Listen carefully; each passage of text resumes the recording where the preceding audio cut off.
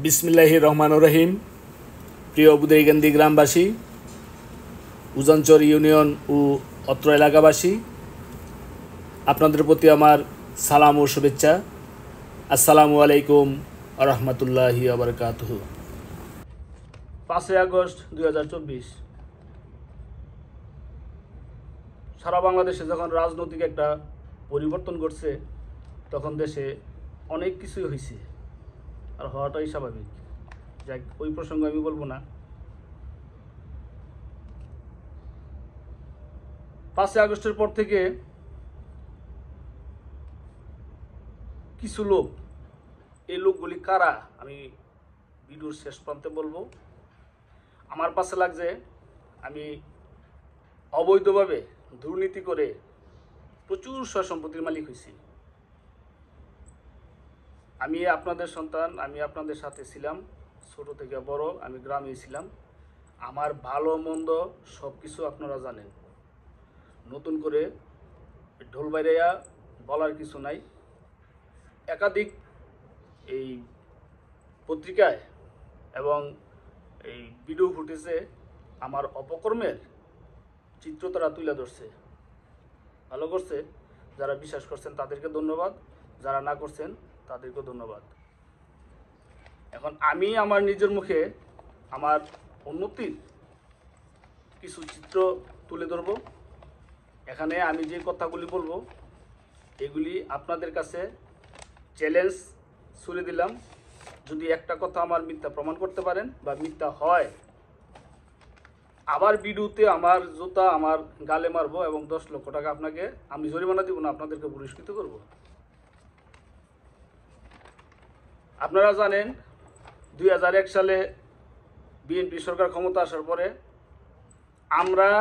আমি এবং আমার পরিবার, আমার ভাইয়েরা, আমরা 9-10টা মামলার আসামি ছিলাম। আর মামলাগুলি কি এটা আপনারা এলাকাবাসী জানেন। আমি ডাকাতি মামলার আসামি, আমি চুরির মামলার আসামি, আমি ছিনতাই মামলার আসামি, আমি এই বলৎকার মামলার আসামি, আমি যে খুন কুস্তি মার্ডার মামলার আসামি, আমি অস্ত্র মামলার আসামি। যাই হোক, ওই সময়গুলো আমরা পার করছি।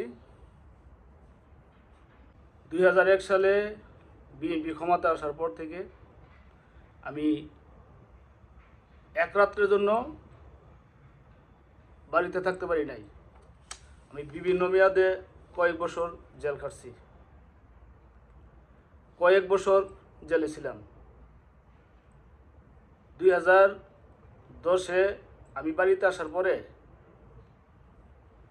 আমি যে 10 বছর ভুক্তভোগী ছিলাম, আমার বিষয় সম্পত্তি খোয়াইলাম, এর কোনো প্রতিক্রিয়া যদি কেউ আমার মাঝে পেয়ে থাকেন, যাদের সাথে বিএনপির যারা আছেন, যাদের সাথে আমার প্রতিদ্বন্দ্বী ছিল এই বিগত আওয়ামী লীগের পিরিয়ডে, আমার যদি কোনো প্রতিক্রিয়া, প্রতিশোধমূলক কোনো আচরণ তাদের মাঝে আমি করে থাকি, তাও প্রকাশ করবেন। যাই হোক, ওই প্রসঙ্গে আমি আরেকটা ভিডিও করব। আজকের মূল কথা হলো, যে তথ্যটা আমি আপনাদের কাছে দিতেছি, এটা একটু খেয়াল করে মনোযোগ সহকারে শুনবেন এবং বিচার করবেন। 3435 দাগে 41 শতক রাস্তার, মেন রাস্তার পূর্ব পশ্চিম, তার সাথে 3437 দাগের 43 শতক, তার সাথে 3438 দাগের 20 শতক, যেটা মাস্টারবাড়ির হাদিস মিয়ার ছেলে শাহজাহান মিয়া বাড়ি করছে। এই জায়গাটি একসাথে, এখানে 124 শতক, এটা বাড়ি পুরোটা একসাথে। তারপরে 2809 দাগের 20 শতক মমিন মিয়ার বাড়ির সাথে রাস্তার পূর্ব পাশে। 2799 এবং 2801 দাগের 20 শতক, যেটা উত্তরপাড়া আদাস মিয়া বাড়ি করছে এবং তার ভাই মসজিদ করছে। এই জায়গাটা, এই 144 শতক জায়গার মধ্যে আমার জাড়ত ভাইদের জায়গা হলো 38 শতক। আর বাকিটা আমি এবং আমার ভাইয়েরা বিক্রি করছি আওয়ামী লীগ সরকার ক্ষমতা আসার পরে।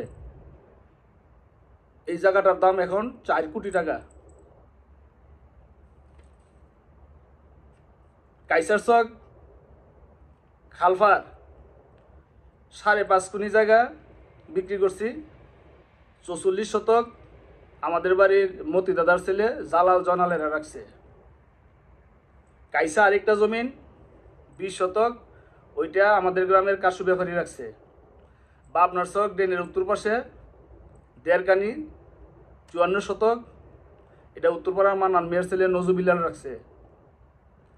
বাবনার চক আম গাছের নিচে 35 শতক আমি দোকান দেওয়ার পরে বিক্রি করছি। এটা আমার এক বাতিল জামাই রাখছে। 4.5 কানি জমিন, যার বাজার মূল্য বর্তমানে 1 কোটি টাকার উপর আছে। আসেন ব্যাংকের দিক যাই। আমি ব্যবসার শুরুতেই ব্র্যাক ব্যাংকের সাথে, আইডিএলসি ব্যাংকের সাথে আমি লোনের সম্পর্ক করছি।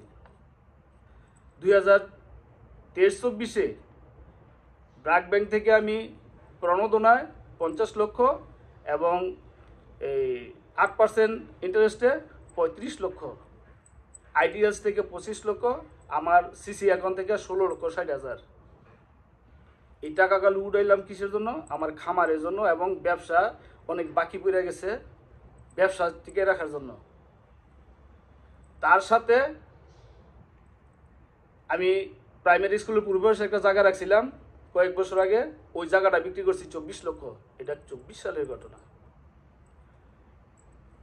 মাইচক একটা জমি বিক্রি করছি, এটা রাখছে ওই যে মালিক বেটার ভূত বিল্লাল, 5.5 লাখ টাকা। এখানে কয়েক কোটি টাকা আমার বাহির থেকে আমার সংসারে অ্যাড করছি। এর ভিতরে আমি কি করছি, আমার মেয়ের আবদার রাখতে গিয়ে আমি একটা বিল্ডিং করছি। ওই বিল্ডিংটাও আগে করা ছিল, এটার একটু ডেকোরেশন করছি। আমার মেয়ের তানজিবুল উম্মাহ মাদ্রাসা পড়ালেখা করে, ওইখানে সব বড় লোকের মেয়েরা থাকে।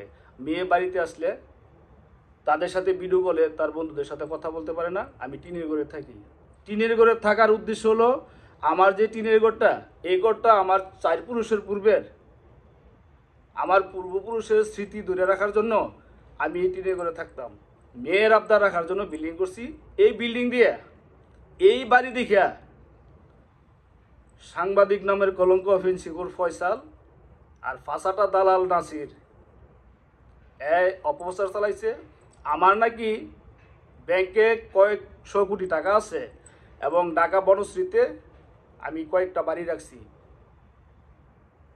আমি আপনাদের মধ্যে তাদেরকে চ্যালেঞ্জ করে আমার এই ব্যাংকের টাকাগুলি আর এই বনশ্রীর বাড়িটা, কয়েকটা বাড়ি তাদেরকে দিয়ে দিলাম, ওই ফকিনের বাচ্চাকে কই রাখা। এবং আমাদের গ্রামে যারা তাদের সাথে যুক্ত ছিল, ওরা কারা, ওদের রাজনীতি পরিচয় কি এবং তারা কার মাধ্যমে কাজ করছে, আমি এই বিষয়টা একটু তুলে ধরব। ওরা হলো জনি একান্ত কাছের লোক, যে জনি আওয়ামী লীগ সরকার ক্ষমতা আসার পর থেকে বুদারিকান্দি গ্রামের পিছে লাগছে। যে বুদারিকান্দির কোনো লোক যে মাথা চারা দিয়ে না উঠতে পারে, তাই সে কৃষ্ণনগর, উজানচর এবং বুদারিকান্দির কিছু দালাল সে সবসময় কিনে রাখতো, সুযোগ সুবিধা দিয়ে কিনে রাখতো, তাদের পক্ষে সবসময় সাপোর্ট করত।